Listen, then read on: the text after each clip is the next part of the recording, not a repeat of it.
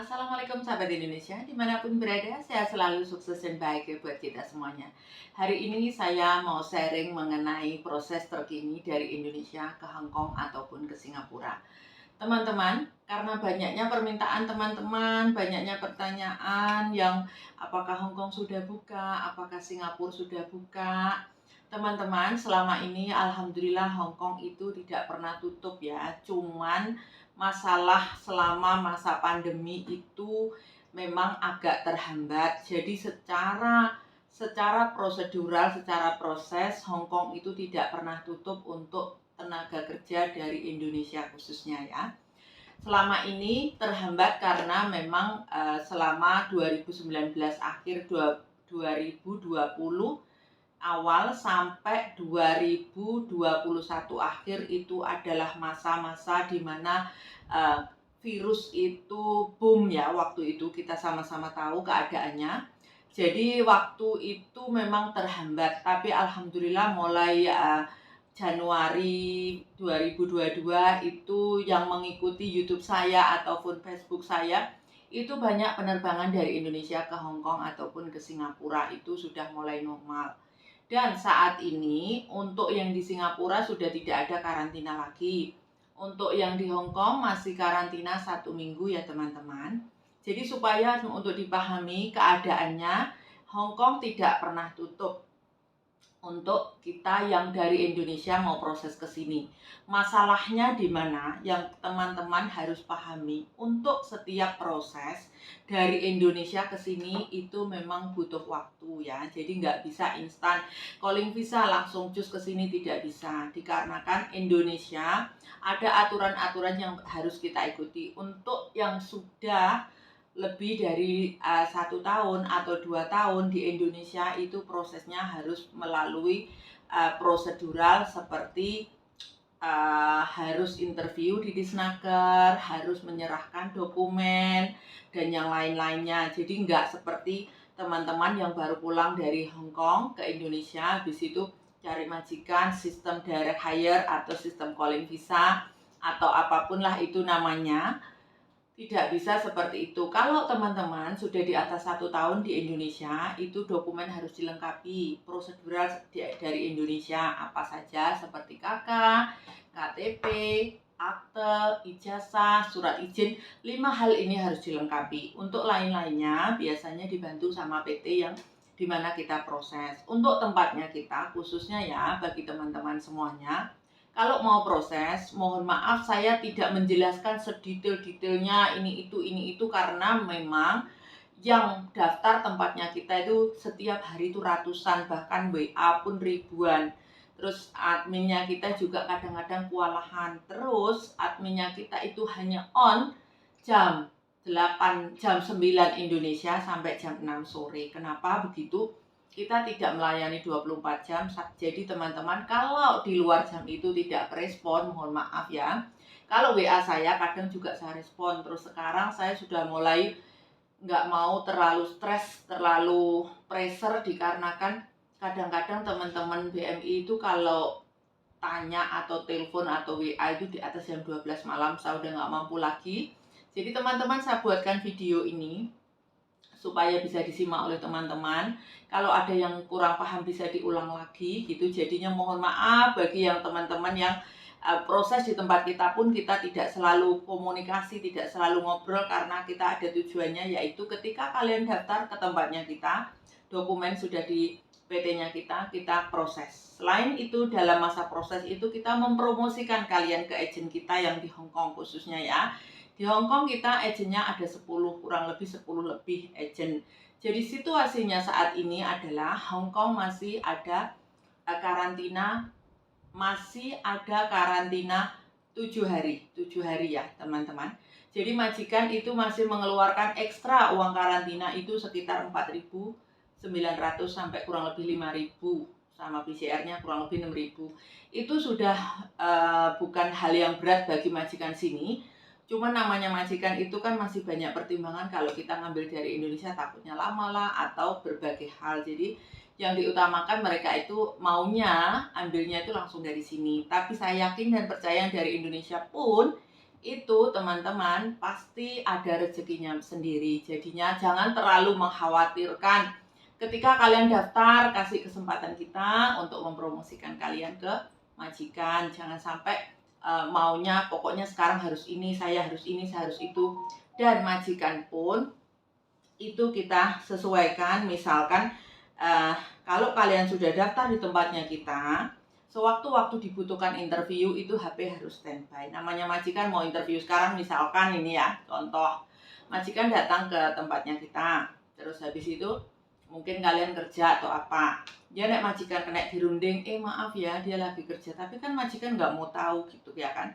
Misalkan dia ada di depan saya, misalkan ada 5 anak yang saya tawarkan biodatanya gitu kan, ini contoh aja. Misalkan ada 5 anak yang kita tawarkan biodatanya, seperti ini contohnya ya. Contohnya misalkan ada 5 anak yang kita tawarkan biodatanya, itu kayak gini, 5 anak yang kita tawarkan biodatanya. Terus biasanya available biodata itu juga selalu ada di meja saya, karena saya setiap hari harus mempromosikan kalian baik ke agen saya, ke agennya kita, ataupun ke majikannya kita sendiri. Jadi kita itu harus menyesuaikan. Misalkan jam kerja, majikan datang ke kantor kita Hong Kong ataupun Singapura, kalian mau dihubungin gitu, yang proses tempat kita ini khususnya ya, dihubungi sewaktu-waktu harus bisa gitu. Terus saya paham di Indonesia keadaannya itu tidak seperti yang kita omongin, tidak seperti apa yang kita bayangkan, karena di Indonesia itu sinyal susah, mungkin lagi naik motor, atau mungkin lagi hajatan tetangga, atau mungkin lagi tidur ya kan. Kebanyakan sih yang di telepon nggak bisa itu kemungkinan tidur siang, terus naik motor. Terus kita paham, tapi kita PT paham, agen paham, tapi majikan kan tidak mau paham gitu sayang. Jadi kalau misalkan kita mempromosikan 5 biodata atau 10 biodata, mana yang bisa dihubungin? Dan saat itu juga orang Hong Kong itu tidak akan menunggu kita harus menunggu mereka. Kalau mereka bisa dirunding pada malam hari ya oke, nggak apa-apa. Tapi kalau misalkan nggak bisa dirunding pada malam hari ya anyway, mau nggak mau kita harus ngikuti waktunya majikan. Minum dulu ya teman-teman. Terus selain itu, untuk yang belum pengalaman sama sekali, tidak semudah yang kalian bayangkan, tapi tidak seribet yang kalian pikirkan juga gitu. Sebaiknya bagi teman-teman yang belum pengalaman, alangkah baiknya belajar ke PT. Ya, belajar ke PT, terus mungkin ada latihan kerja atau mungkin latihan bahasa atau lain-lainnya, karena memang di sini itu diperlukan. Teman-teman bisa bayangkan kalau yang belum kalau kesini nggak bisa bahasa, nggak bisa ngomong, ingat di sini itu gajinya sama, maksudnya sama, itu dari Indonesia sudah standarnya. Saat video ini dibuat pada bulan Mei 2022, gaji Hong Kong adalah 4.630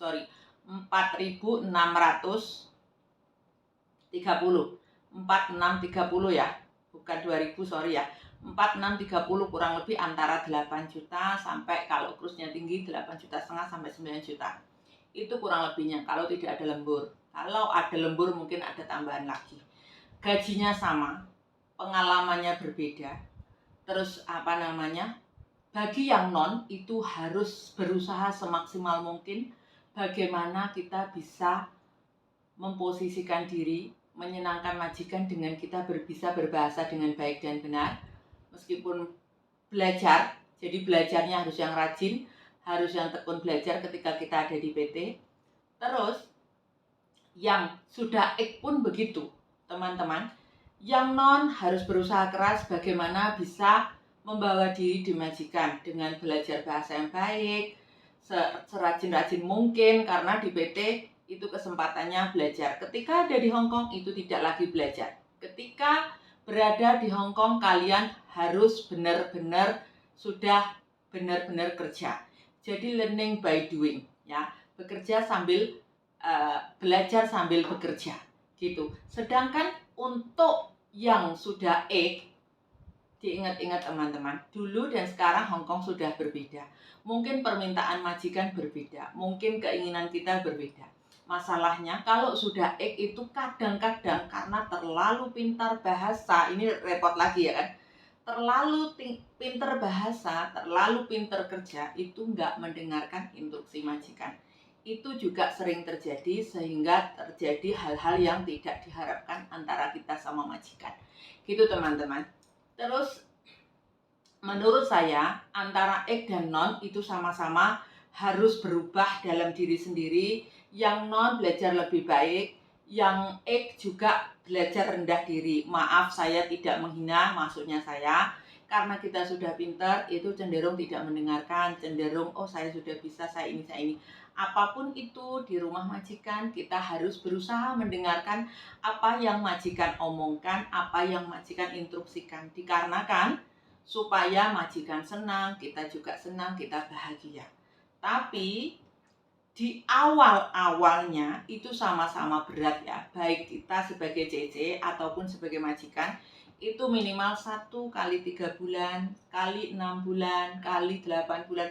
Itu masa-masa yang sulit bagi kita sebagai majikan ataupun kita sebagai CC atau sebagai TKI-nya ya, atau PMI-nya atau buruh migrannya.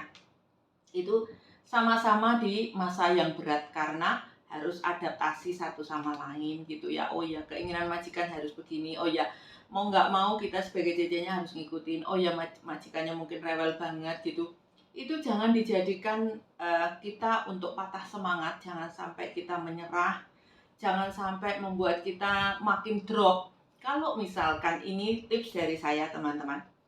Kalau misalkan majikan rewel banget, serewel-rewelnya orang, sesadis-sadisnya orang, seburuk-buruknya orang, saya merasa pasti ada sisi baiknya. Kita ambil sisi baiknya orang itu seperti apa sih, maunya orang itu seperti apa itu. Jangan sampai kita gontok-gontokan sama majikan. Kalau misalkan majikan inginnya A, ya kita ikuti A gitu. Inginnya B, kita ikuti B.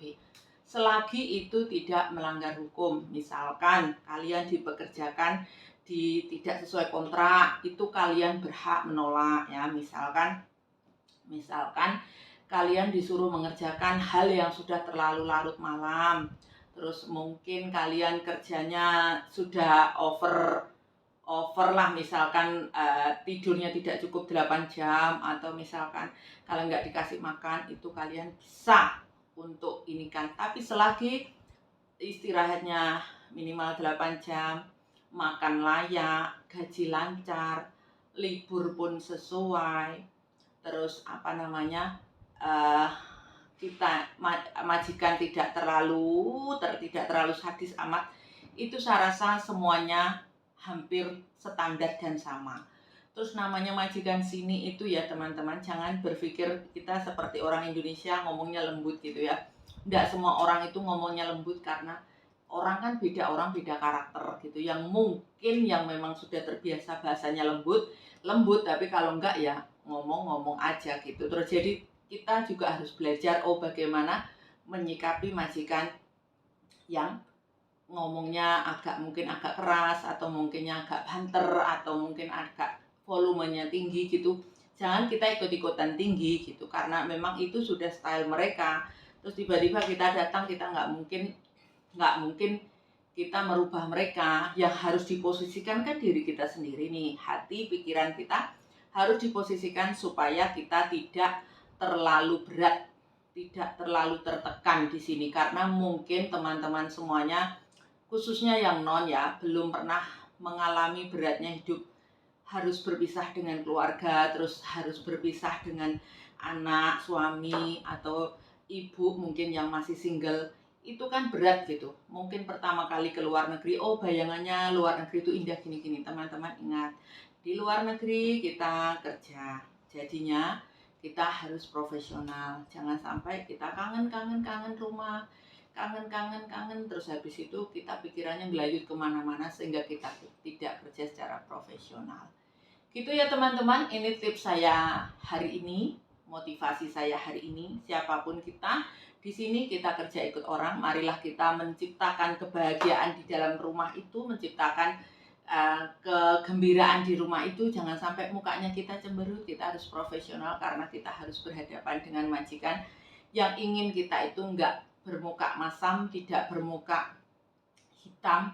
Hakmin itu hitam, muka masam. Mungkin yang dimaksud muka masam ya, tapi bahasa kantonisnya muka hitam. Jadi bagaimanapun itu, misalkan sama seperti saya di depan kamera gini, karena saya harus profesional, saya tidak mungkin cemberut-cemberut atau mendelik-mendelik untuk penonton saya, untuk kalian semuanya, supaya mungkin kalian juga melihat saya good looking gitu. Nggak mungkin saya dengan keadaan buruk saya bikin konten kan gitu.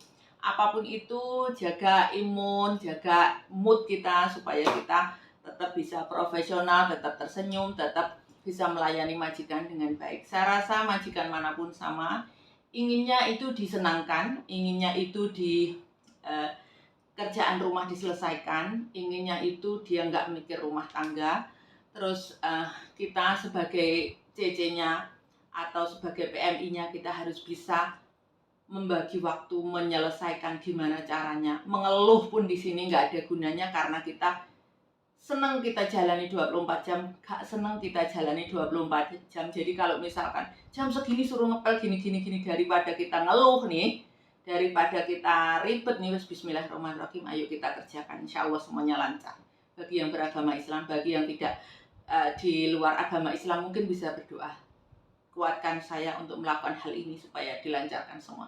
Saya yakin dengan usaha dan doa kita dimanapun berada, kita pasti dilindungi sama Tuhan kita, terus dimudahkan segala urusannya. Semoga kita adalah orang-orang yang beruntung, yang selalu mengingat Tuhan ketika kita mungkin lagi banyak masalah. Jangan sampai kita berat, jangan sampai kita terlalu depresi di sini. Jadi apapun itu kita harus semangat, sukses, dan bahagia. Terima kasih untuk sharing hari ini. Semoga kita semuanya selalu sehat dan bahagia dimanapun berada. Assalamualaikum teman-teman. Bye-bye.